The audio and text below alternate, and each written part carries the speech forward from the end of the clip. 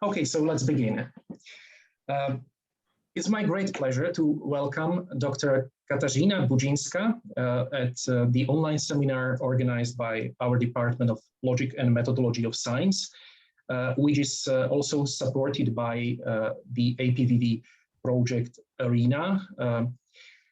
Dr. Budzynska is the head of the laboratory of the new Ethos, and also she's a honorary senior lecturer in the Center of Argument Technology at the University of Dundee. She's also an associate professor at Warsaw University of Technology.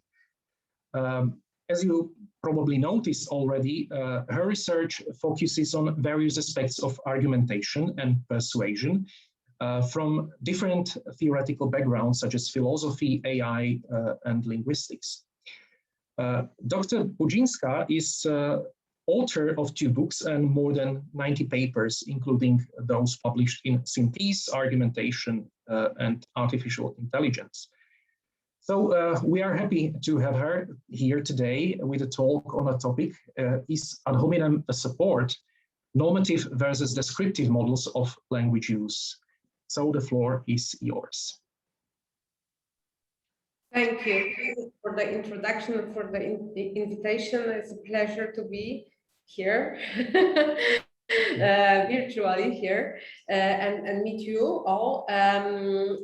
Just to maybe add a few things about myself, just to maybe explain a little bit what you will see, where I'm coming from, and my particular view on argumentation. So my background is in philosophy and logic, but very early after my PhD, I started to work with computer scientists, which is now probably something like 15 years or so. Initially in multi-agent systems, in modal logics, and then I moved towards argumentation technology, increasingly focusing on linguistics, corpus linguistics and computational linguistics. So this is why I, as I say, have this particular view that I want to show you today on argumentation. So I will share my screen for the presentation. Okay. Yeah. Okay. So I represent a laboratory of the new Ethos based in Warsaw University of Technology, but also I'm associated with University of Dundee Center for Argument Technology, where I have been working for 6 years as I'm employed in the Department of Computer Science.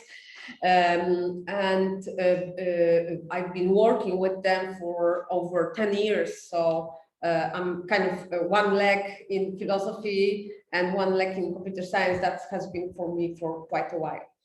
The new Ethos I established with my colleague here in Warsaw University of Technology last year. Our approach is to develop technologies and theories that can be implemented in these technologies that are empirical, scalable, formal, and in fact impactful. That means that we work with data, real data, natural language data, which typically we try to work on large data sets. And we look specifically not in the content of argumentation, but on structure of argumentation. And lastly, impactful, that means that we always look in elaborating theories at then that these theories can be implemented and can be applied into specific domains of interest. That's our group. Me and my colleague Marcin Koszowy, we established the team. We were joined by Martin de Molin last year in a project where Corpus is also working, natural language technologies for explainable AI, and we will be joined in August by Roy Duffy, who is going to work with us for 4 years in another project on the Deliberations laboratory. Okay, so let's start with move away a little bit from argumentation itself to ethos. Well known, the concept of logos, ethos, pathos from Aristotle, and I want to first tell you during this presentation why we people do use ethos and how our team approach or address the problem the issue of ethos in communication. Okay, so ethos, the character of the speaker, originally, well, maybe not introduced, but made famous by Aristotle, who believed that it's one of the 3 ways of influencing others through communication. We can influence people through content, logos, or through our own character, with our authority, which is ethos, or through emotions of the audience that we are persuading, like we can arouse fear or empathy and different emotions in the audience, and to make them favorable or unfavorable towards something that we want to persuade about. And Aristotle believed that ethos is extremely powerful tool, probably even more than logos. I don't know what was his view on the relation between the ethos and pathos, but definitely he saw it as a very important and impactful, and it is very well known also by practitioners. So politicians invest a lot of effort not into planning, designing not only what they are going to say, but also how they are going to present themselves to the world, right? So we know, of course, examples of this in our politics, in our countries. And this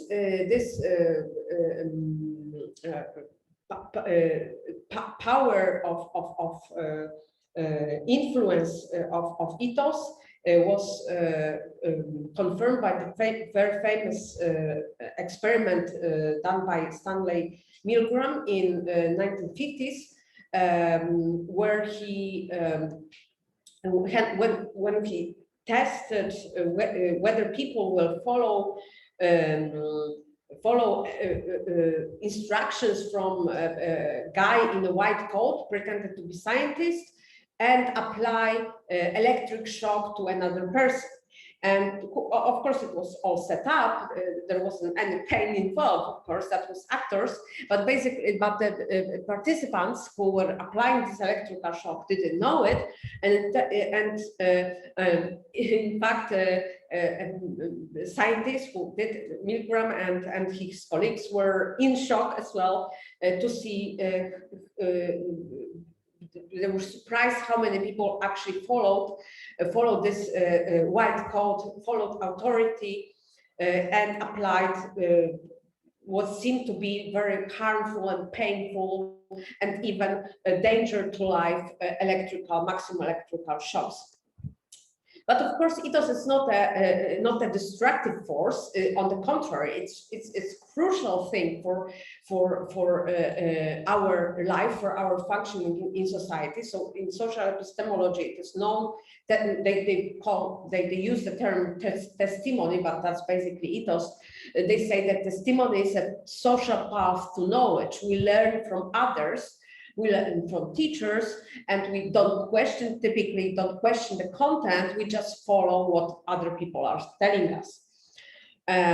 We follow advices of medical doctors who prescribe us medicine to heal us. We follow religious authorities to guide us in very complicated issues of how to live our lives, what to believe in. And we follow charismatic leaders, of course, to make a difference in the world. In fact, politics is an arena, a very extremely important arena for ethos, where politicians are using their profile, their image, if they to influence citizens how to vote. If you are able to persuade, that create your successfully the image, positive image of yourself, for example, as a successful businessman, or successfully destroy ethos of your opponents, of your rivals, you can basically win election and expand this influence of ethos way beyond communication itself and make a difference in, make an actual change in the world.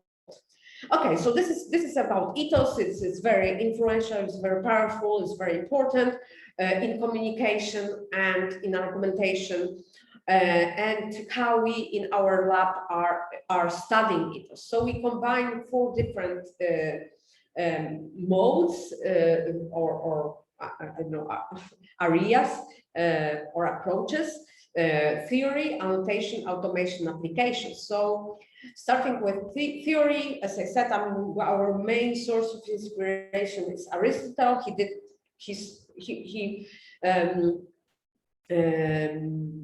He did elaborate a lot of important concepts, distinctions with respect to ethos. What is important is that he looked at ethos as from a point of view of kind of, you can translate it into formal or structure of communication rather than content of the communication, because a lot of work done with respect to ethos, they focus on the what ethos is, or what ethos, what does it mean to be persuasive through ethos. Like, for example, if I have a gray hair or long beard, or I wear a medicine doctor coat, or I wear a soldier or policeman uniform, then I'm persuasive through ethos. This is of course very important research, but what we want to look at is how ethos is expressed through language, right? So that's why we find Aristotle as very important theoretical resource for us. But of course, we cherry pick also stuff, important developments in the contemporary research, in rhetoric, in social epistemology, and in social psychology. Then we translate these theories into so-called annotation schemes. So basically, that's the guidelines for analysts, how to unpack utterances, messages, how to unpack them in terms of language structures, and basically to create language resources for then studying ethos in language. So basically create databases of maps that you see here. And we do it in through software tools, for sure. Of course, to store the data, and then that we are able to process this data. We then use theories and this annotation, these language resources, to build technologies, ethos technologies. Here we can see pipeline technology, for deep learning technology for automatically extracting these structures that you've seen previously done manually by analysts, by human analysts, This technology is basically creating such maps automatically. Of course, the advantage of it is that you can do it on large scale, like argument mining, the goal of argument mining, as you probably, and some of you at least might know. And then we always build this technologies for specific applications. So here you can see one of our projects for the domain of deliberative democracy, where governments are consulting the general public of the new policies, new regulations that they want to introduce, and then basically invite people to discuss these ideas, these new proposals. And in this project, we developed what you can see in the background here, real life analytics technology, which showed basically statistics and patterns observed during the debate between government and the general public. Like, for example, who was speaking the most frequently during the debate, who was the most stimulating, which means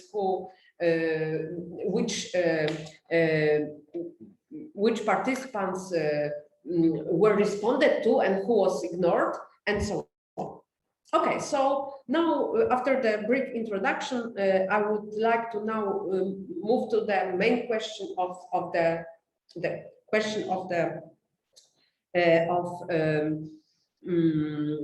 presentation. Is ad hominem really an attack or support?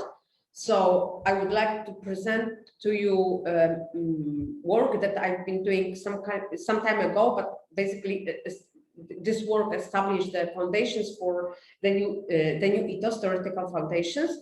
And basically I was proving in this work that ad hominem is not a support. It's not it shouldn't be represented through the relation of inference, but through the relation of attack.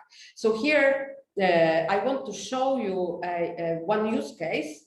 Of course, some of you might already be convinced that ad hominem is an attack. Of course, I mean, it's even referred to as an attack, but this is not how it is represented in traditional approaches, let's say, from a philosophy of argumentation. So forgive me if I will try to convince you if you are already convinced, but then at least use this as a kind of entertainment, and maybe a taster of how is it to work with real life data. I hope that you all are above 18 years old, because you will see ad hominem, real ad hominem, so they are quite inappropriate, of course, typically in real discussions. And this is the blog of one feminist person who commented on Microsoft press conference, and which they presented new video games for the year. And this feminist commented on this, that no roles in these games are designed to be female role. So female, that they say female protagonist, that means that the avatars that you can play in a game, video game. So this is, and after this comment that she made, she received a lot of very abusive reactions, ad hominem reactions that she collected on her blog. She collected 50 examples of these abuses. She doesn't use the word ad hominem, but they are basically ad hominem. And I want to show you this blog. So you can see here, maybe let's skip the worst ones. Okay, so she said that there's no female protagonist in the new video games released by Xbox. The comments that she received were as follows: women don't belong in video games. As soon as women are as capable as men, then maybe stop pushing your feminist agenda in video games. Okay, so shut up and so on. So this is the type of reactions that she received, and basically the problem with let's move to ad hominem. The problem with standard approaches is that this is represented as ad hominem is treated as inference relations. So this, you can see here, this is a scheme, argumentation scheme taken from Walton, and he represents ad hominem this way, that the conclusion is I's argument, I should not be accepted. Why? Because I is a bad person, right? So let's see, let's take this last example, shut up, and let's try to unpack it into the structure, right? So we would have to say this feminist argument should not be accepted. Why? Because she should shut up. It doesn't make any sense, right? At least it doesn't make sense for me. So it's even if you look at the intention of what has been said, shut up, it doesn't look like a support of anything. So what I was trying to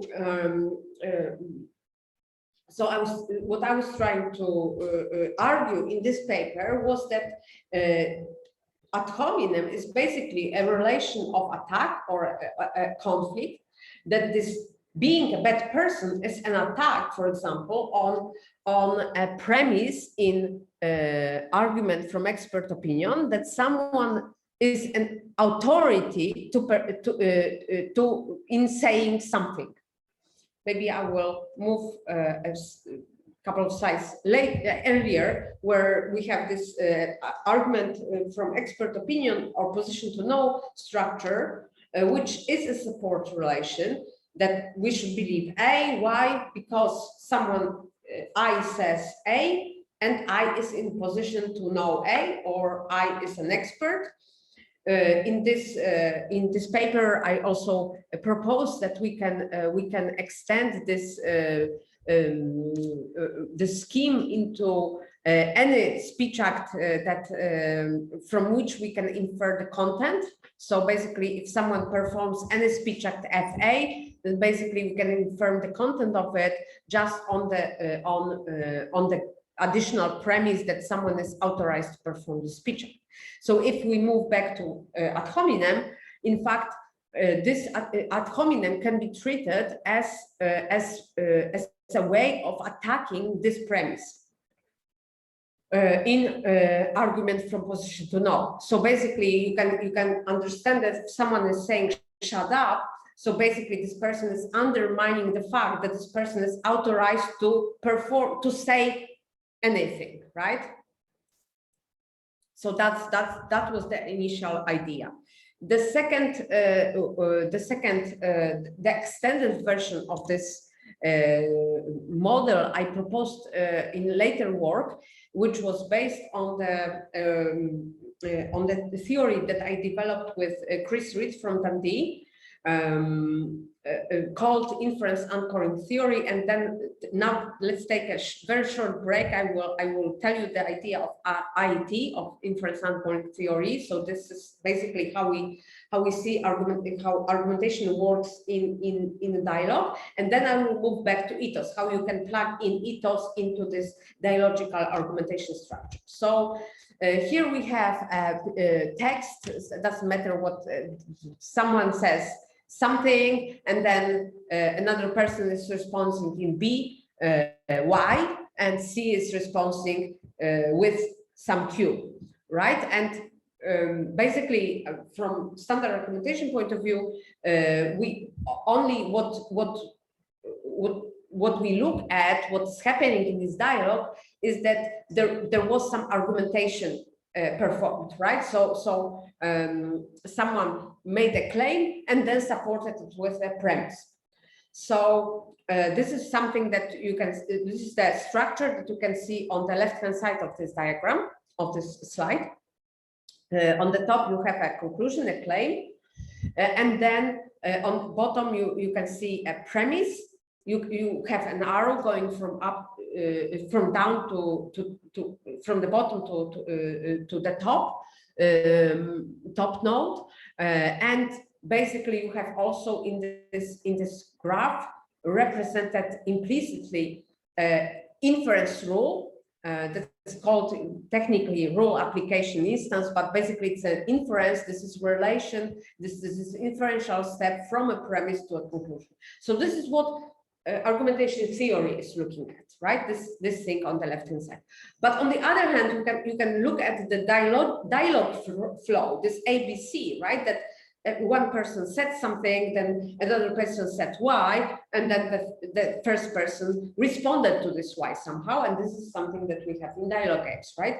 This is studied too. So this approach looks at each of this move as a locution that is governed by some kind of dialogue game rules that governs that our behavior in dialogue. So if someone asserts something, then basically another player can challenge it because I claim something, so I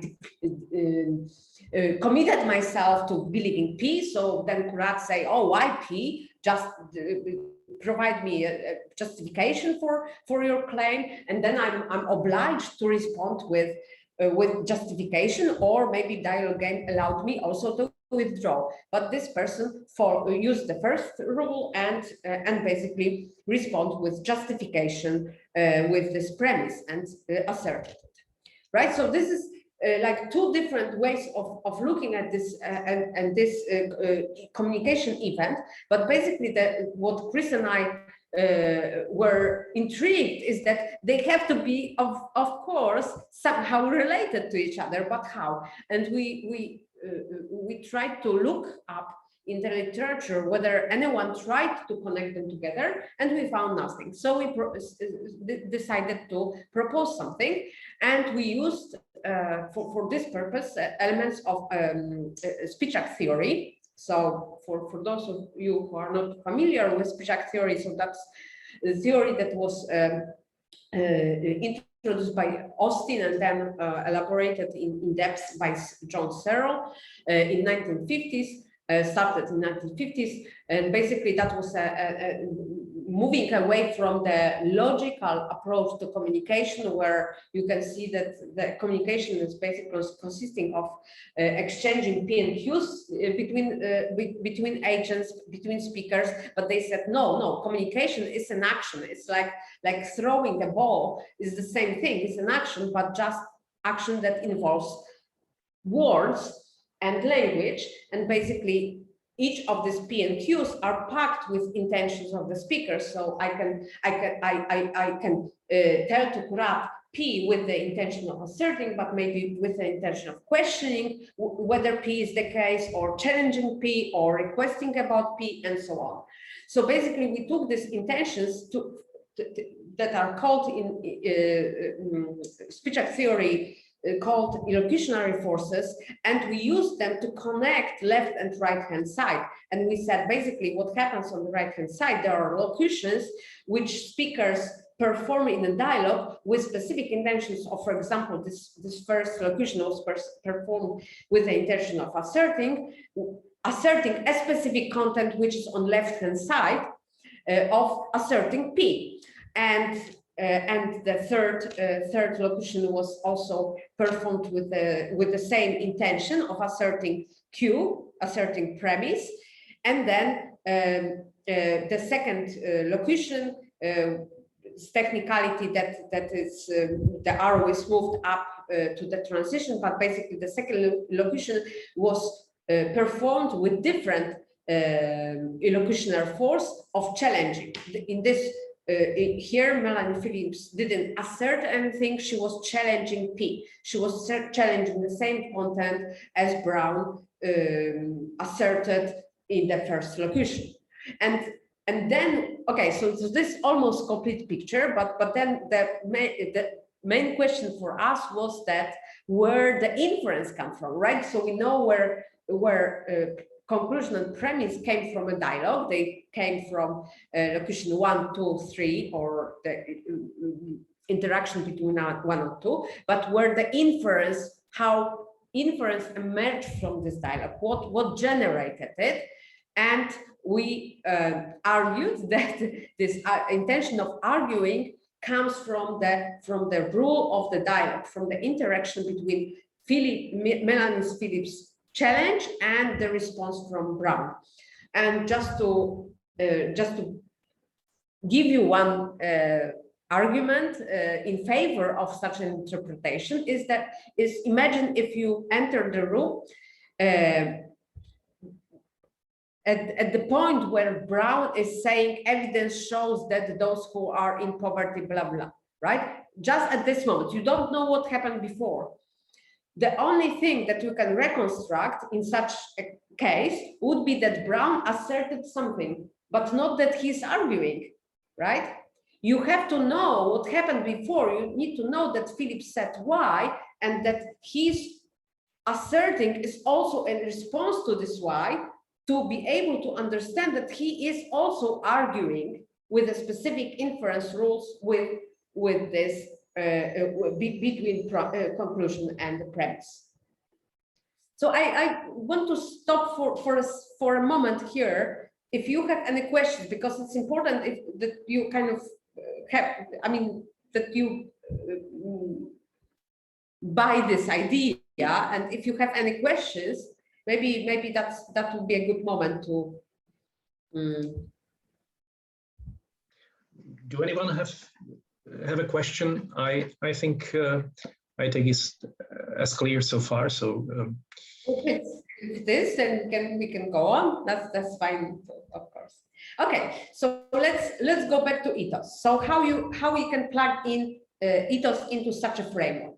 Basically, what I proposed in my paper from 2013 is that you can treat Ethos as a topic condition, authorization condition on successfulness of this illocutionary forces. So basically, for me to successfully assert something, I have to have an ethos of someone that is in position to know, or is an expert in a given domain. So there's this condition that if I fail to do that, then basically I will that the whole communication structure falls apart, basically. So you can undermine or undercut the content of what I'm saying just simply by attacking this ethos. And that's ad hominem. That's what ad hominem works. So in other words, if we come back to this feminist example, if she said, if this feminist said, asserted that there was no protagonist something, the female protagonist in this video games that you're releasing now, basically the next move of this person that said shut up would basically attack her ethos, and as a result undercut the content of what she was saying. Don't worry, I will show you this on more examples in a moment. Okay, so some examples in a moment. Okay, and basically this slide only adds the fact that this totic conditions, they are present on basically all of the illocutionary forces. So we have to have some kind of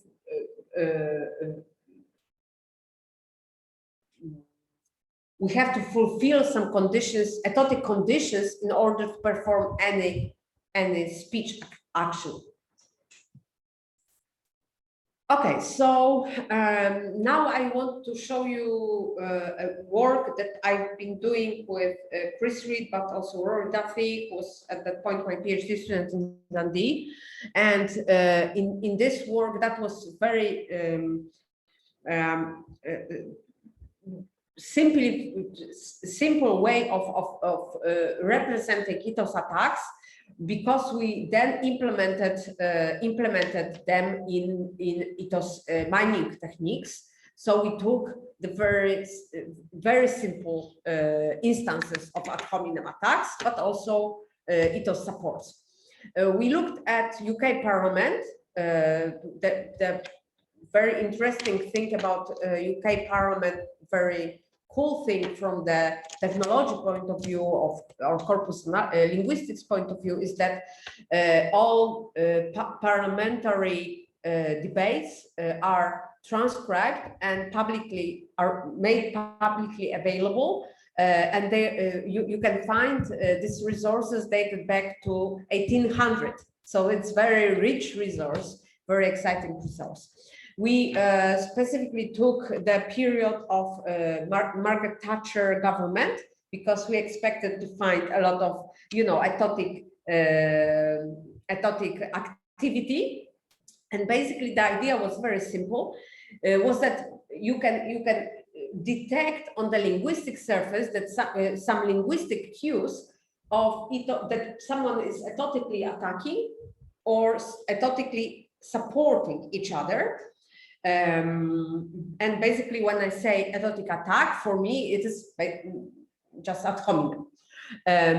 So here, Mr. Chris Patton is saying that the honorable member for Falkirk is, in his admirable speech, put the position much more clearly than I could. And the second politician is saying, in doing so, Mr. Posey, failed to face up to his responsibility, both to the House and to the schools of England, Scotland, and Wales. So basically, we looked for linguistic, on the linguistic surface, just for linguistic cues, just keep some keywords that we can use as a reliable indicators that someone is supporting other politician or attacking other politician. And here, for example, you can think that admirable speech is an expression, linguistic expression of support of other person, and failed to is a linguistic expression of attack, of ad hominem. And we introduced the concept of the term of etotic sentiment expressions, positive and negative, depending whether it is etotic support or etotic attack. Rory Duffy analyzed 60 parliamentary debates during the Thatcher's era. They are publicly available. This corpora. Half of the corpus was used to train his technology, and half of it was used to test the reliability of this automatic annotation. Here you can see how Rory annotated data. So he did a he took only fragment of IT structure. So basically you can see we don't have the full reconstruction, but he basically took all of the statements that he was going through the whole debate, and he identified statements that he thought are etotic statements, and then only analyzed those, and then he unpacked, reconstructed the on the left-hand side, the semantics of the statement. So basically what this politician wanted to say. He also annotated intentions, communicative intentions. So here he analyzed the politicians was assertive questioning this content, and then decided that this statement, this content was support inference of Mr. Prior ethos. Here you have an example of ad hominem, of attack, were some statements that are so utterly disgraceful that in a distinguished parliamentary career, he does himself no credit. And this actual statement from the parliament debate was reconstructed then as a sentence. They are so utterly disgraceful that in a blah, blah, blah, and so on. And then he analyzed this an attack or conflict on Mr. Powell ethos. So this gray box represents that someone has ethos, so they are basically ad hominem is treated as an attack on someone's ethos. Again, a moment of pause if you have any questions for such a representation. So you can see that this etotic condition is not plugged into any specific statement here, because as I said, that was the first step for our analysis, especially that it was in the context of implementation. So it had to be quite theoretically simplified in the pioneering work. Okay, so this is statistics for our corpus. As you can see, in Rory's annotation, he identified speakers, almost 150 unique speakers, and 169 etotic supports and 469 ad hominems, ethos attack. And what is interesting here is that that was the first time that attacks were much more frequent than supports. And before that, we were only analyzing all our corpora were for argumentation, so for logos. So it was reverse proportion. In logos, you will find much more supports, while on the in the etotic dimension, people are typically attacking each other. So this adversarial character of political discourse, it can be noticed, can be surfaced if you just focus on argumentation, on logos. You have to basically directly look at how people are referring to each other in order to kind of, maybe not surprisingly, to kind of be able to grasp or capture this adversarial character.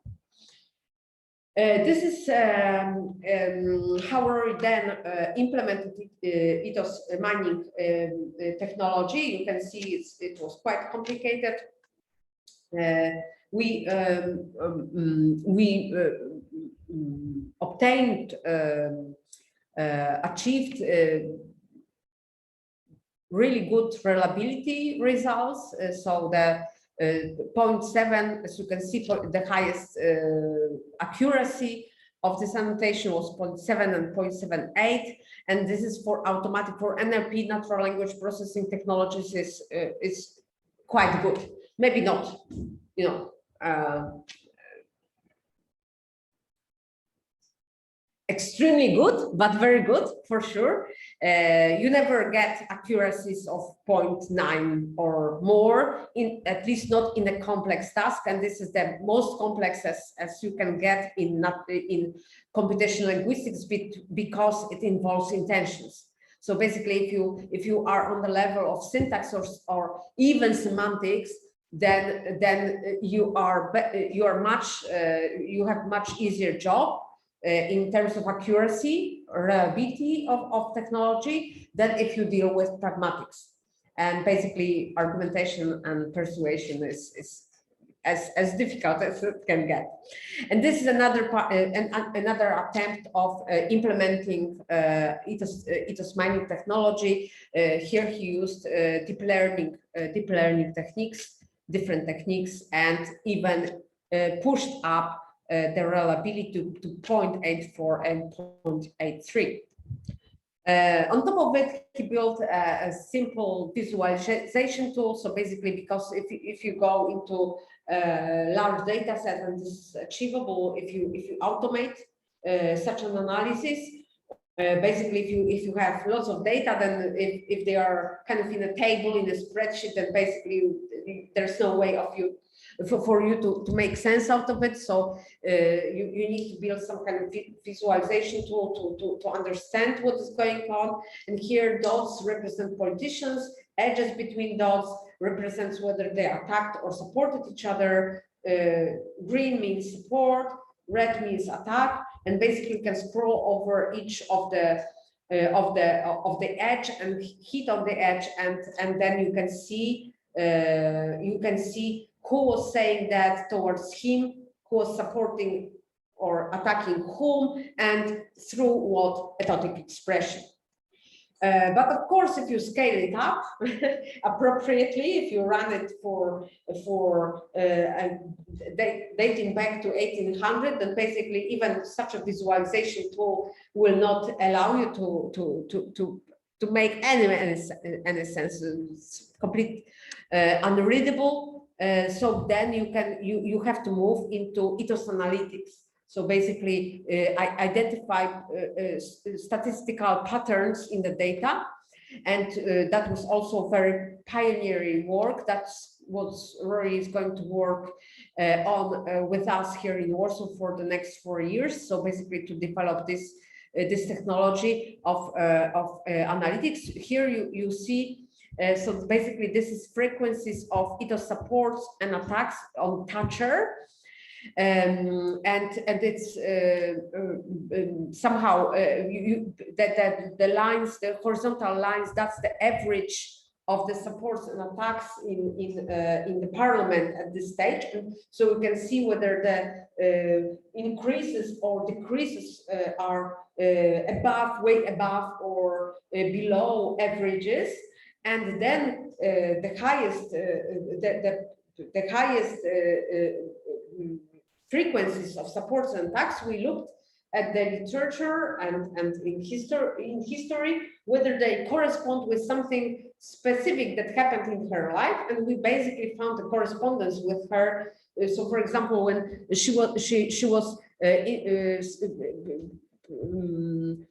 particularly supported when she was appointed for some roles, but minor roles, like a junior minister. So then supports on her increased, but when she appointed Conservative Party leader, then she started to be extremely attacked, right? So it kind of makes sense. So basically the idea was that you can reverse it and basically use this analytics in order to predict basically or predict what is happening.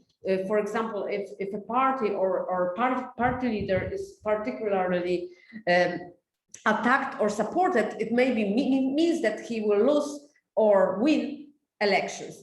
And we did such a test or such a study, small study, in one of our papers when we took Conservative and Labour parties and we looked at supports and attacks 3 months before election and versus 1 month before election, and we look at the slope for supports and attacks. So whether the supports increased or decreased over this time, and basically we took five voting for government. And in four cases, the increase of ethotic supports corresponded to for a party matched that this party won elections, and we failed only in one case.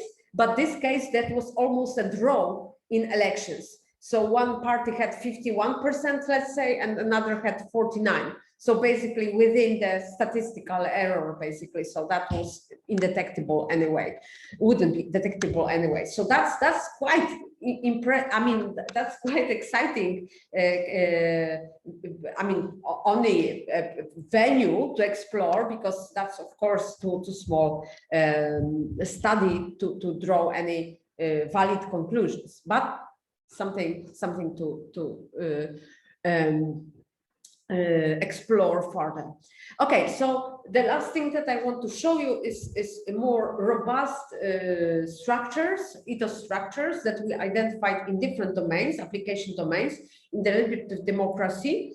And here you will see a full IT structure in which we unpack these ethotic structures and how you can, how deep that we have way more ethotic structures than just ad hominem and argument from expert opinion in real life. And it's really worth exploring them because we don't know much about them.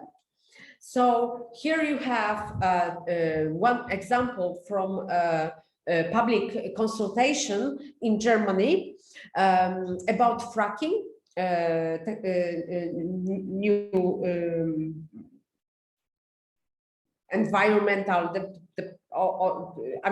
energy, ways of getting energy, which raises a lot of questions and controversies because of the impact on environment. So here you have two speakers. Speaker A says, if chemistry is pumped into the earth, gas can come out of the tap and you can burn the water. And speaker C is responding to it.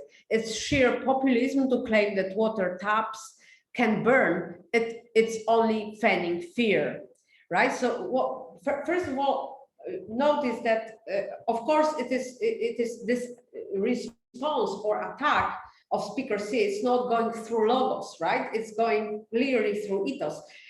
Speaker C is not addressing the content of it. He's not giving counter facts to this fact and saying water doesn't burn, for example, but try to say something about speaker A, right? So how to unpack this? What is going on? So before unpacking, also the second thing to notice is that we can actually detect on the linguistic surface this linguistic cues or keywords that guide us humans, and to understand that it's ethotic, but also can be used to teach for machine to learn how to identify this ethotic expressions. Okay, so here is something more familiar. IT structure, full IT structure. On the left-hand side, we have contents, information, what has been said, PQs. On the right-hand side, we have a dialogical flow. So here, speaker A and speaker C utterances are split into two sub-utterances, two locutions. So speaker A is saying chemistry is pumped into the earth. Analysts analyze it as, interpreted this as an asserting that chemistry is pumped into the earth. So this on the left-hand side. Then the second locution, speaker A is saying gas can come out of the tap and you can burn the water. Speaker C is responding in sheer populism to claim that water taps can burn. And then he finishes off by saying it's only feigning fear. And on the left-hand side, we have, so nothing interesting is happening on the level of elocutionary forces, in communicative intentions. And then left-hand side, it has just 4 contents for PQRS. Okay, so first of all, we can say that each speaker is creating logotic argumentation, right? So the first content of speaker A is a premise for the conclusion that gas can come out of the tap and burn water. Why? Because chemistry is pumped into the earth. So this is the first argument that speaker A is creating. And then speaker C is also creating an argument. where analysts interpreted it this way, that the claim is that it's sheer populism to claim that water taps can burn. Why? Because claiming that water taps can burn is only feigning fear, right? So that's just the what we can reconstruct in terms of logos. But then the most interesting thing, what we don't have yet in this picture, is actually this attack, right? That C is attacking what A is saying through ethos. So this is how you can reconstruct it in IT. So you can say that the content of the main claim of speaker C is attacking speaker's A ethos, that is a etotic condition on asserting that gas can come out of the tap and you can burn the water. And from Dunn's framework, I mean, how you can see it is that actually it is an attack on the content of what A is saying, but only indirectly, right? So you can imagine that if what speaker C is asserting is that it's sheer populism to claim that is green is accepted, then the conflict on speaker's ethos is making speaker's ethos unacceptable, and then through this, because of the connection through arrows, it makes the fact that gas can come out of the water tries to make it unacceptable too. So it's a classical undercut. Indirect attack through ethos. And that kind of captures this intuition that speakers responded not in this way that that wanted to counter a fact, through another fact, but just say you are an idiot, man. What you are talking about. So basically doing this ad hominem attack on ethos that conditions that is necessary to make a successful assertion of some fact. Okay, so should we pause for a sec now, or it's still clear? Does anyone have a question? I have several notes, but I think it's for a general discussion. Okay, so this is the basic structure of what I call local ethos, but also, but this is ad hominem in this local ethos. So local means that it's an attack on specifically on this etotic condition of asserting, because the ethos can not only be plugged into illocutionary forces, can stay somewhere else, and then ad hominem plays different role. We found such structure. So that would be, but that's one of the examples of ad hominem that are an attack rather than just a support. Okay, so the last example, another public consultation, this time in Scotland, when someone from the general public stood up during the meeting, and basically the meeting was about to change boundaries for voting. So the village was voting in one district, but then they wanted this village to be associated with different voting districts. And basically this Mrs. McDonald is saying, I'm here to represent the village of Creighton. I have lived there for over 40 years. And I think I have a fairly comprehensive idea of how the people of Creighton are thinking. On the whole, in fact, honestly, I have encountered outrage at these proposals. And now is a quiz for you what do you think? What is etotic expression here? Here we don't have ad hominem. It will be a support, etotic support, like positive etotic sentiment expression, but basically, where in these four statements, which of these four statements is the main etotic expression? What do you think?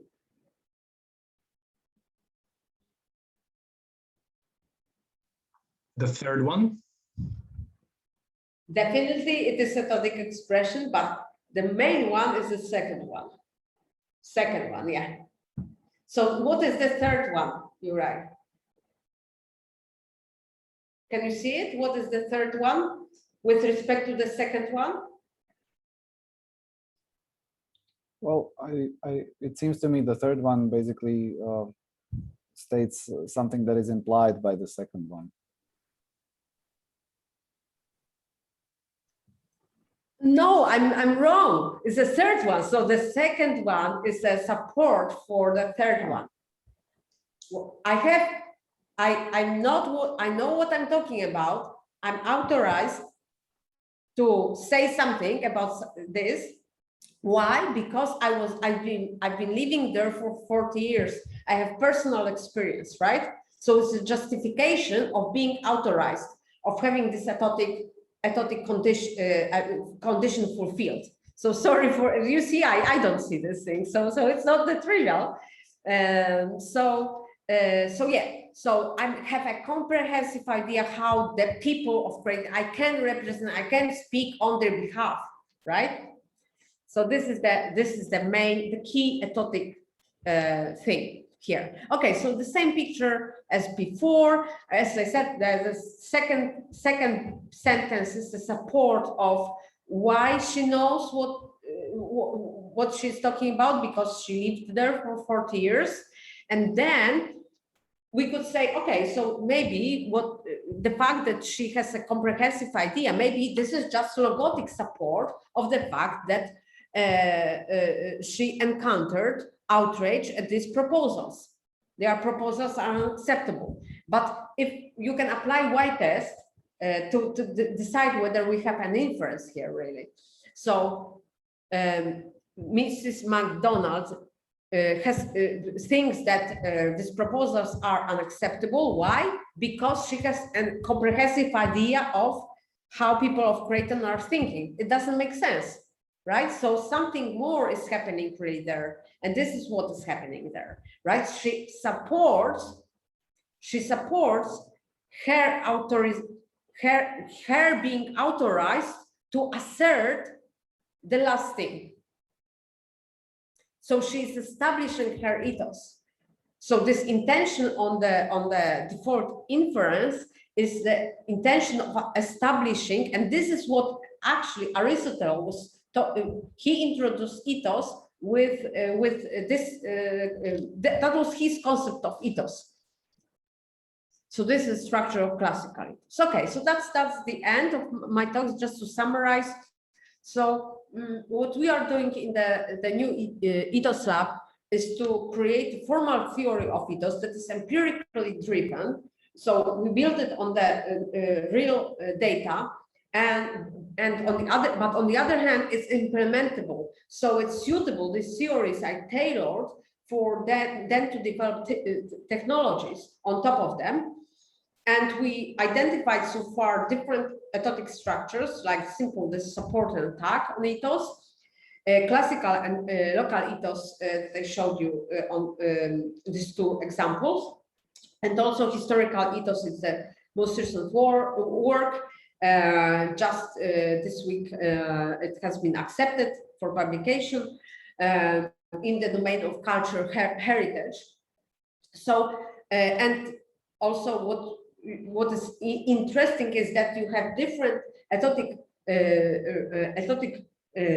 structures in different application domains. So for example, in parliamentary debates, we didn't have instances of these classical ethos structures. Because, but then if you think about it, if I'm elected to a parliament, I don't have to establish my ethos. I have by default ethos because I was elected to parliament. So I have an authority by default to speak on behalf of people, to speak about legal political regulations, right? So it's really super exciting to see that there's so many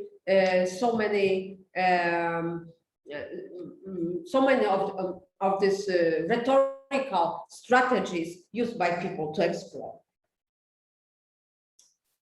That's everything. Thank you very much for an interesting talk. So I think we have quite a lot of time for discussion, so please raise your hands or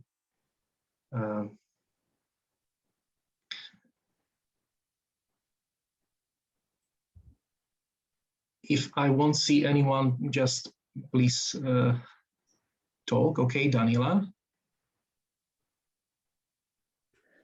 Thanks for an exciting talk. I have a couple of questions, but perhaps I will ask first this one. I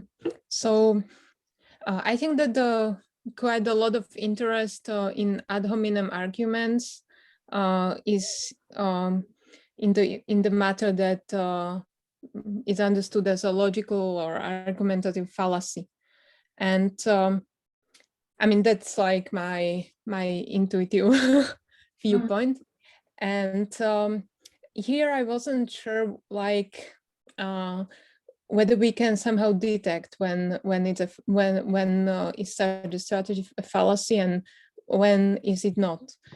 Because for instance, if we take this example with the feminist, it was not clear to me which of these comments were just trying to offend her and which of these were actually arguing for some point or trying to establish some claim or to attack her authority. It's very difficult to see like how we can detect which of these are ad hominem.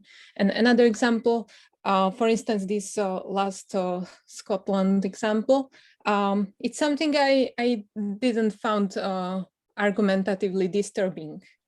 Mm-hmm. So I found it like a legit point to make to explain why she's an authority to speak for the people. Absolutely, so, yeah. This is very important issue, and thank you for this question, because I come from a specific point of view, and maybe I sometimes forget to mention about it, because I'm definitely in the literature ad hominem. A lot of work and interest in ad hominem is related to evaluation of argumentation, and also ad hominem is often associated with something negative, with the abuse. So definitely that's an important dimension to explore, but we are not doing it. So if you, again, moving back to Aristotle's conceptualization, he distinguished three levels of persuasion: analysis, evaluation, and invention. Right, so you have to you need to be able to analyze, unpack what is going on in argumentation, and that's basically diagramming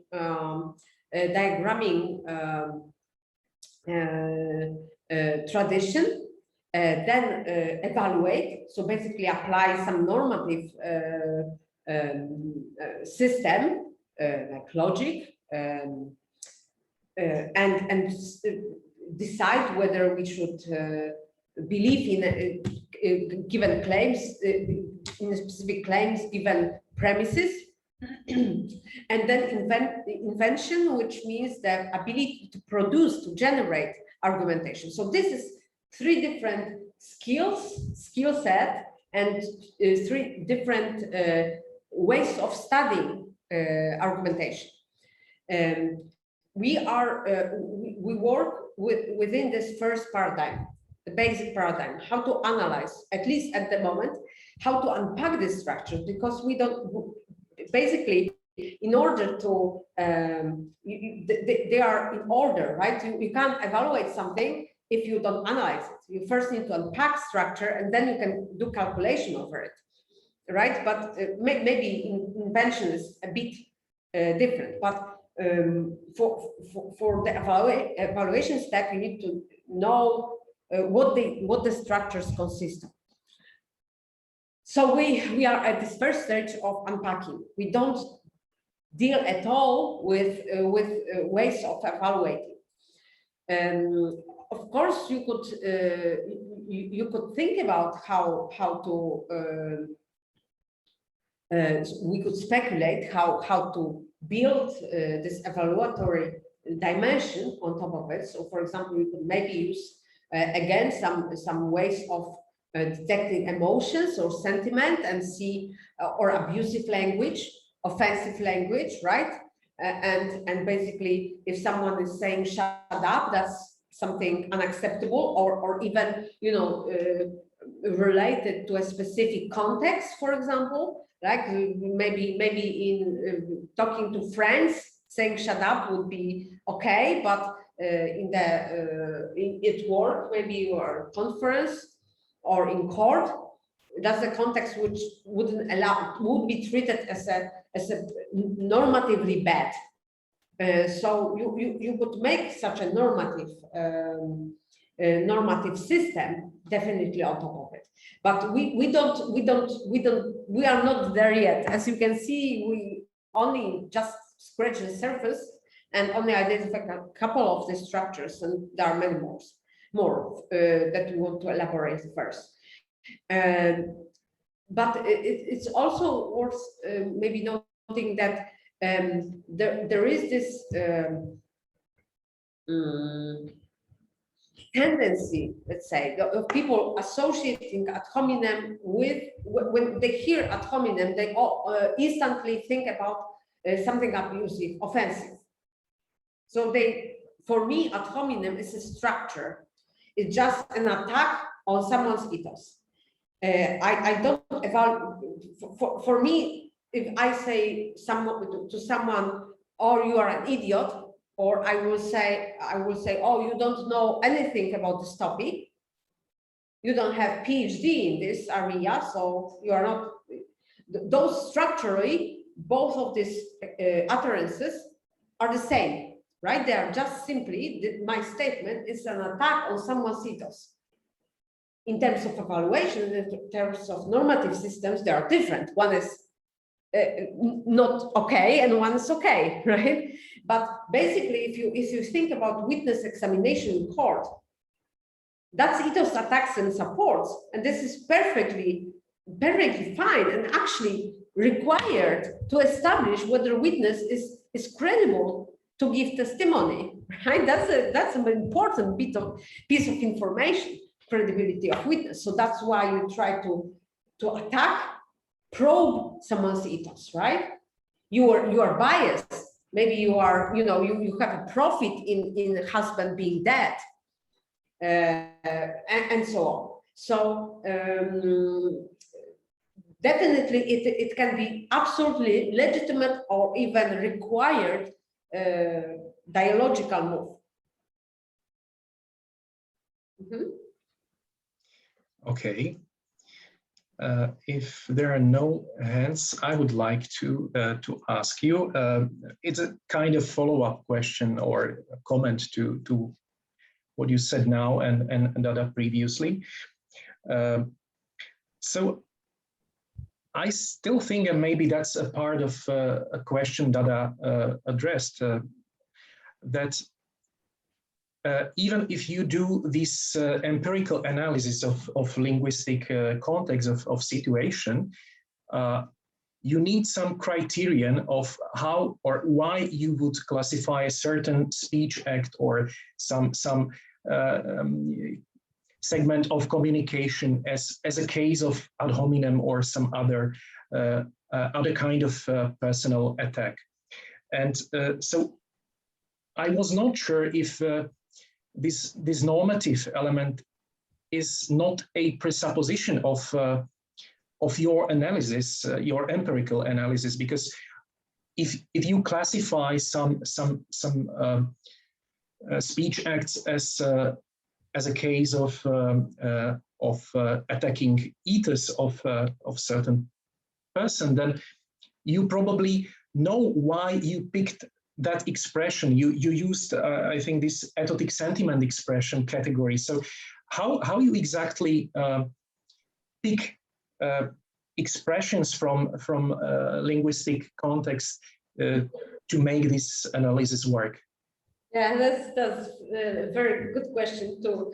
So yeah, I mean, it's a very interesting way of looking at this. So it's, I guess that you could call it a meta-normative approach, right? Because this is not normative in the sense that we take ad hominem and say whether it is good, legitimate ad hominem or it's abusive ad hominem. It's not about that, but we definitely have to be able to control for the decisions that analyst makes, right?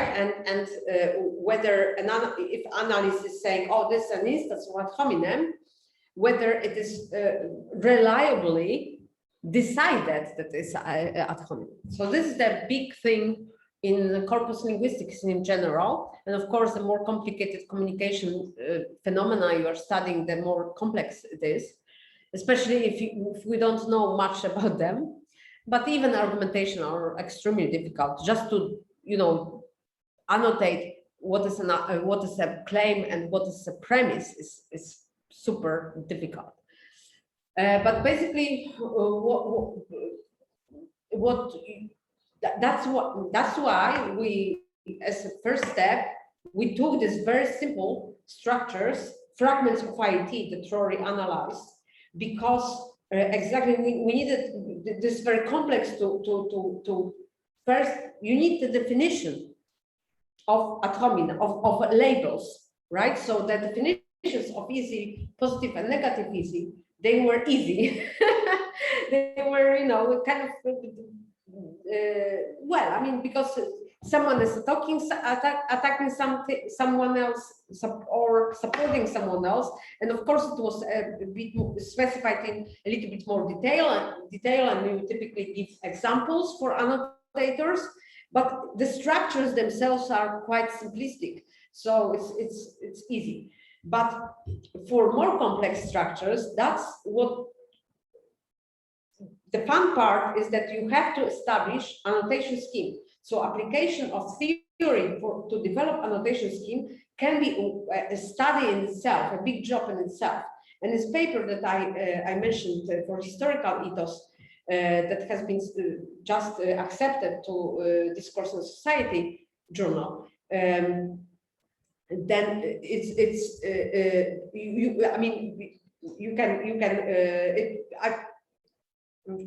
we will work on it, that it's going to be open access, so it will be, if you are interested about how to methodologically how it is done, is that you have to create an initial model, definitions of labels or categories that you want to annotate, then you annotate it, then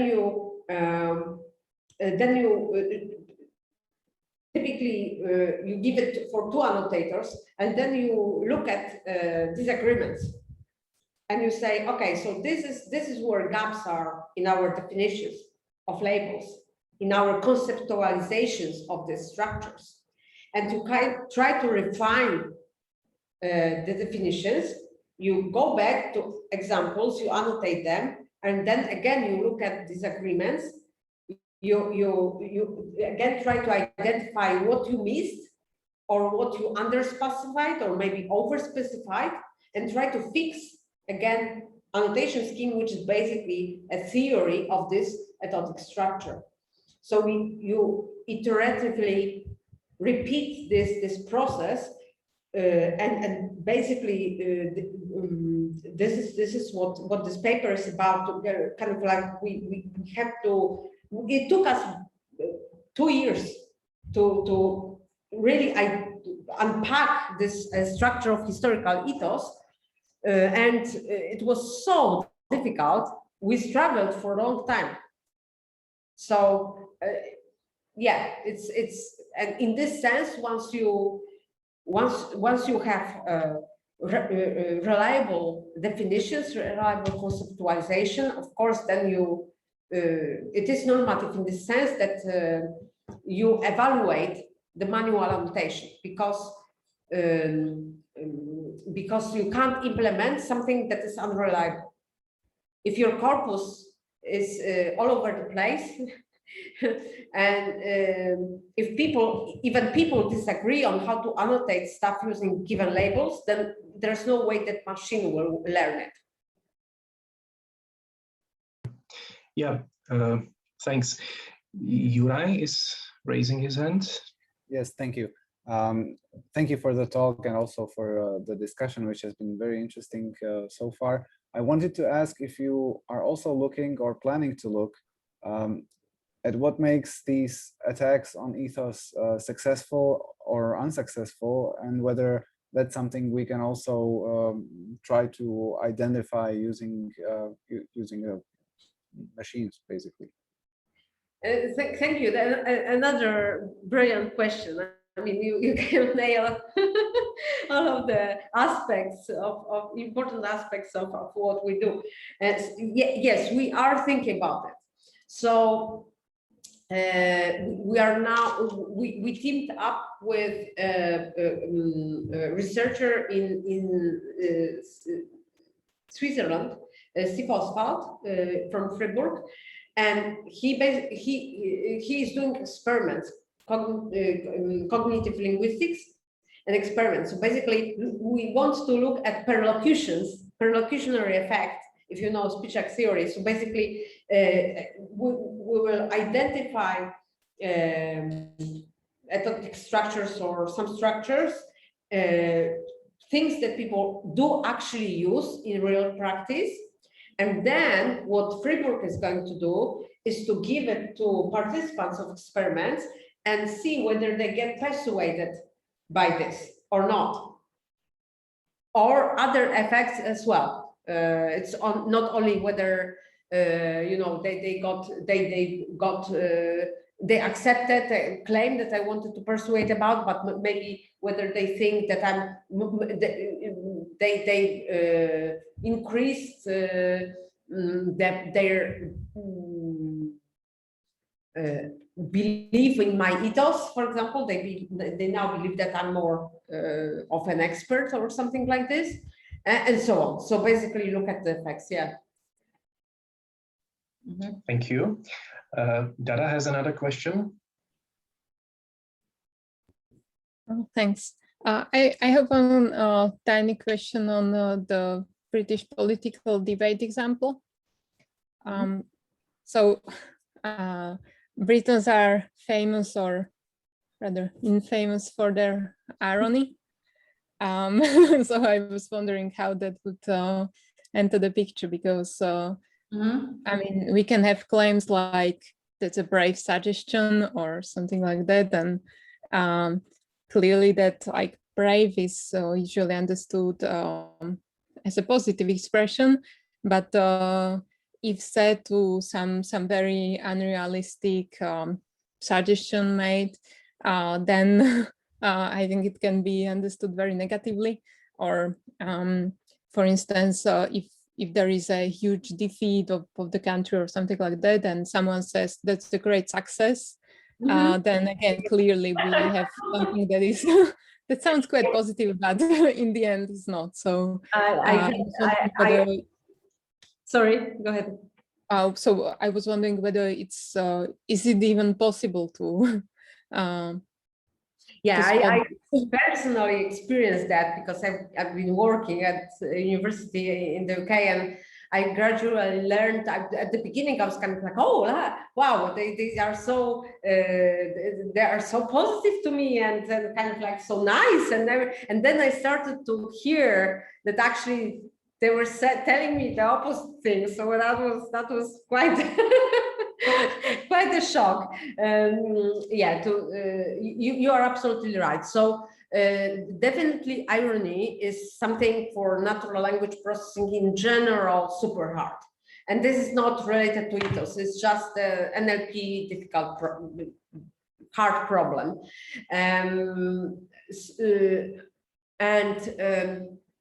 I don't know to what extent what was, we definitely didn't do any study on how many ironic ethnotic expressions there were in Rory's corpus. That's something I have to actually ask Rory to maybe you can look at that. But I would suspect that he wouldn't annotate ironical ethos attacks or supports, and this is better to not.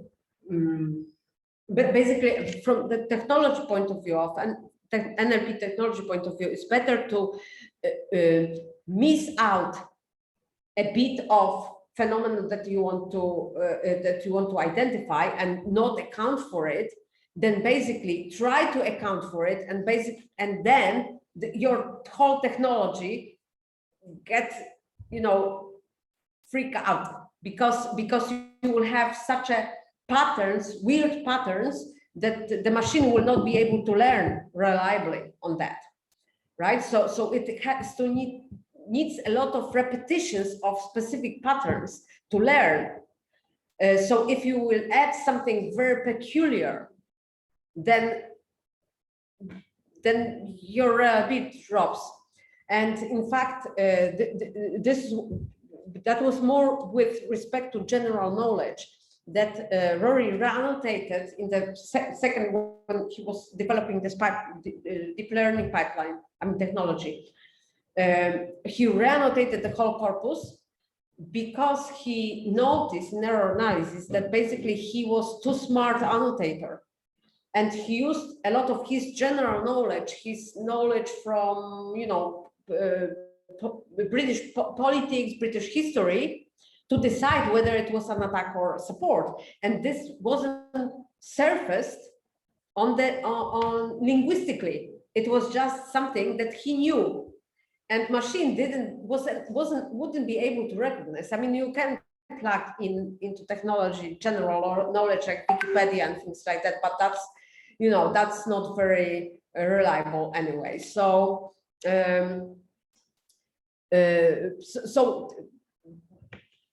yeah, you typically, if you want to account for such hard things, you have to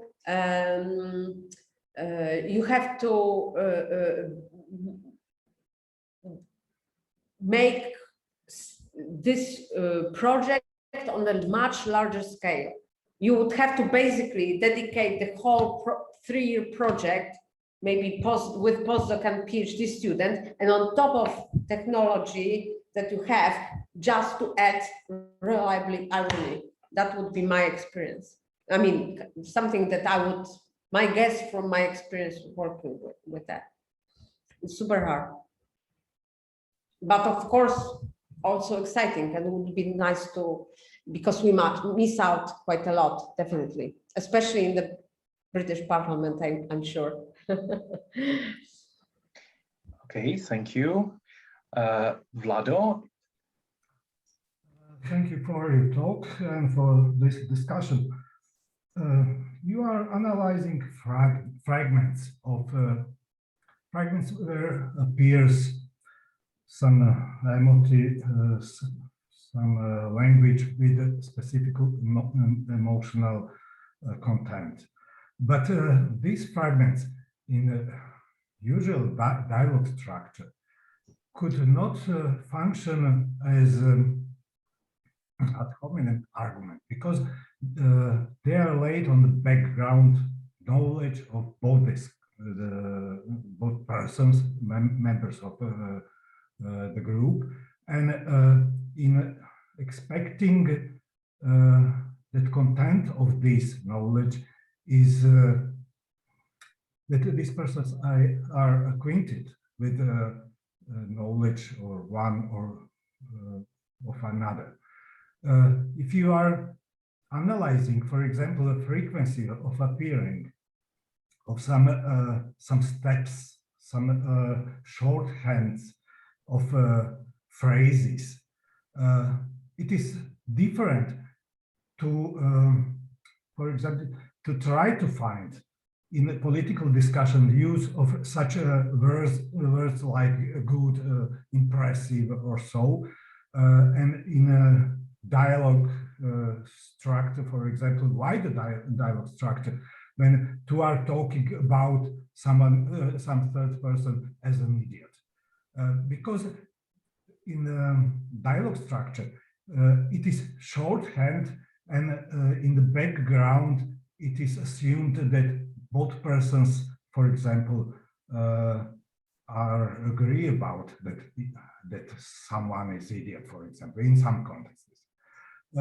Also in some contexts, they are the both persons are in some way authorities one for another, and they are using the language of shortening the phrases or speeding the communication, or probably directing the communication of some central point of the discussion, the dialogue. I think that ad hominem you can find indication of this one step, one move that likes as ad hominem in a big data, for example. They can be indicator of ad hominem, but they are not indicator, not even in two-member dialogues, I suppose. If are not imperatives, commands, or so persuasion by some force or so. So I guess that is somehow related to the question of irony. So we definitely are not able to identify things ad hominem that are subtle or context dependent or knowledge dependent, or dependent on some kind of history of someone's relationship. So we can't, but this is a limitation of this kind of approach, definitely. So it's, our goal is to detect ad hominem, reconstruct ad hominem that are linguistically expressed. And we are just focusing on that. So, and of course, not all linguistic expressions are easy. So if you take implicatures and stuff like that, that's really hard, and not a problem of etotic expressions. There are a problem in general about how we understand language, how we understand how we communicate. So everyone has the same problems. I don't know whether it's kind of. I understood that you are analyzing big data and trying to find one step, one move that has characteristics of, for example, ad hominem argument.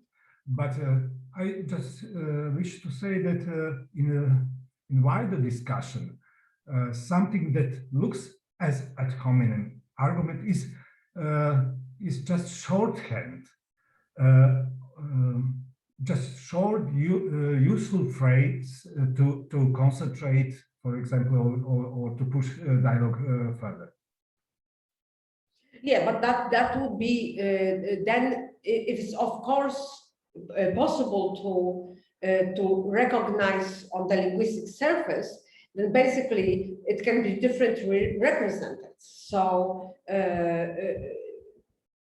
that would be the decision of an analyst. The same utterance in different contexts can be interpreted and unpacked differently. So it can be, so if I will say, I don't know whether this is a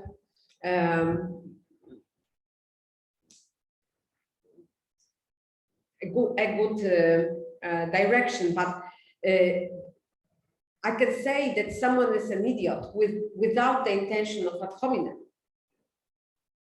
I can say this just purely descriptively in the same way that I can say he's blonde, he's 1.82 meters high, tall, and he's an idiot. you know, just I'm not doing it communicatively. And for example, I know that he's the idiot.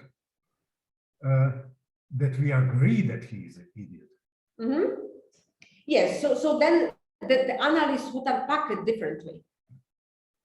So if an analyst decides that it's just a description, then this content wouldn't be connected to anything else in the diagram. That would be just the content P. But of course, this context, we can account only to context that is in the dialogue. We can't account for the context that someone knows someone, and we, apart from anything else, we wouldn't be able to implement it, such an annotation. So if we ignored implementation, then maybe we could analyze in more detail and take into account, I don't know, external knowledge. But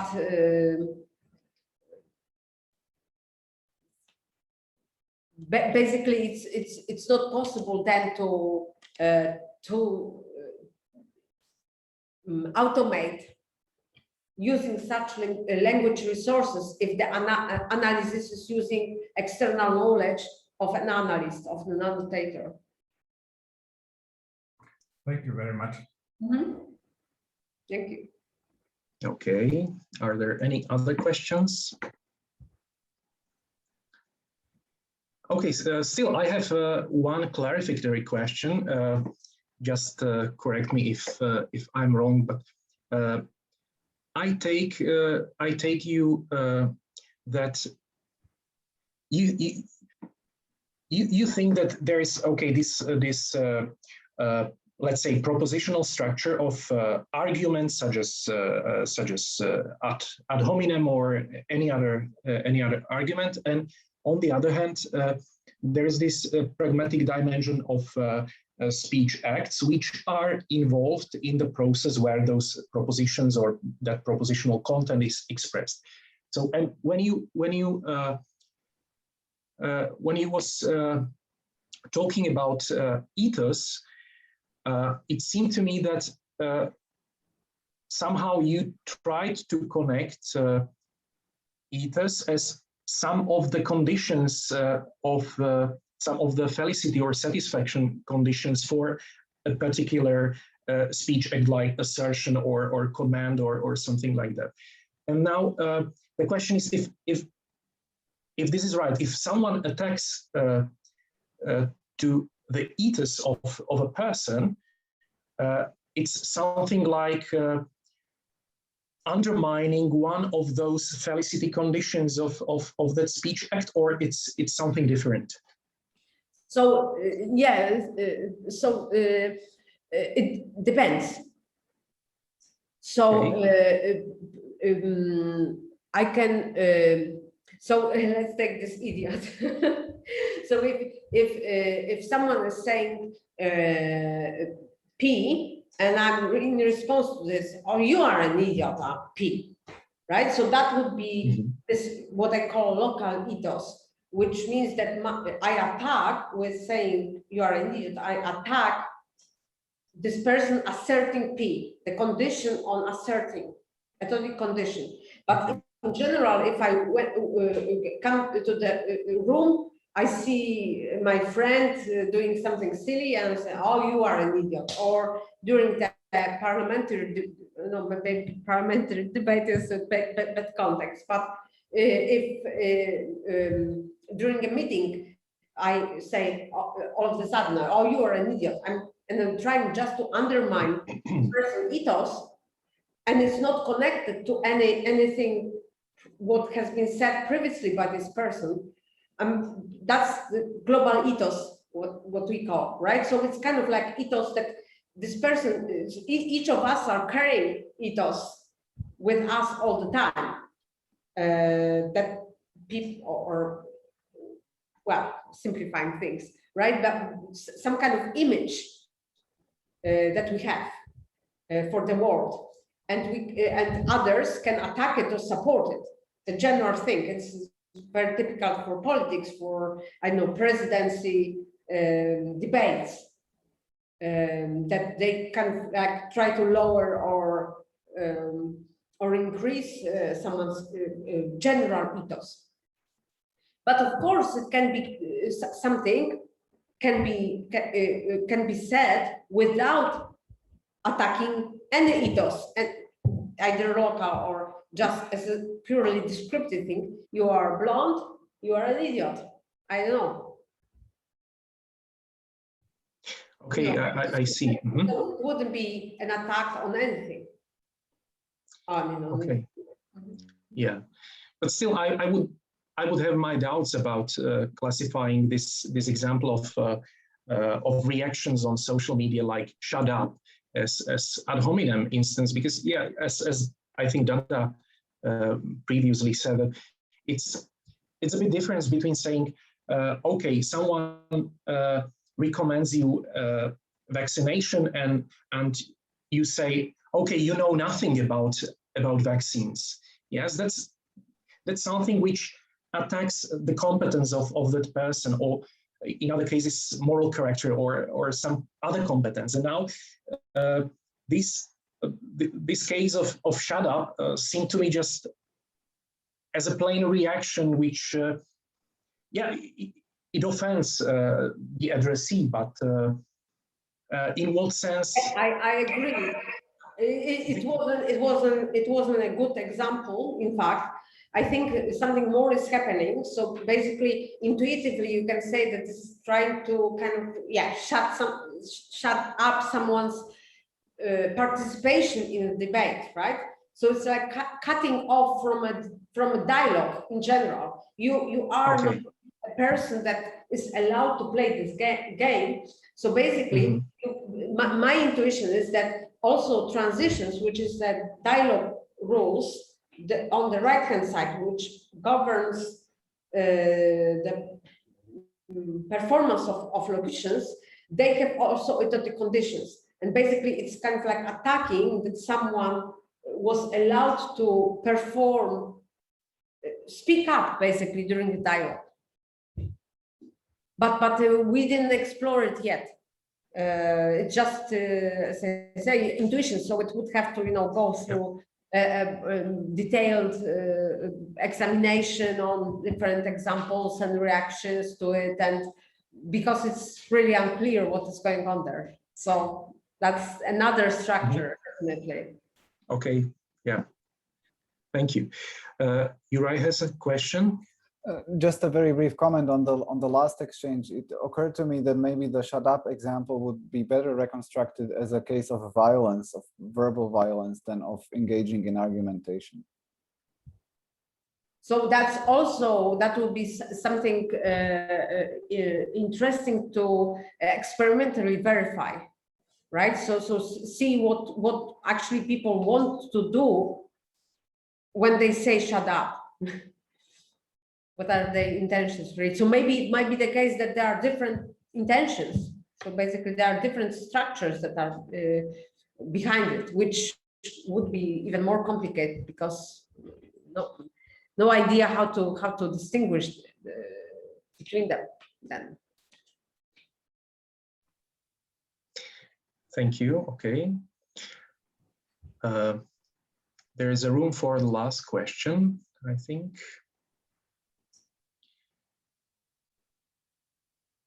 But if not, I think the discussion was very fruitful, and we have more than 90 minutes, 100 minutes after. So let me thank you again once more for a very interesting and stimulative talk, and also for the discussion, and to all of you joining this talk. So thank you. Thank you. My pleasure. Thank you. Bye-bye.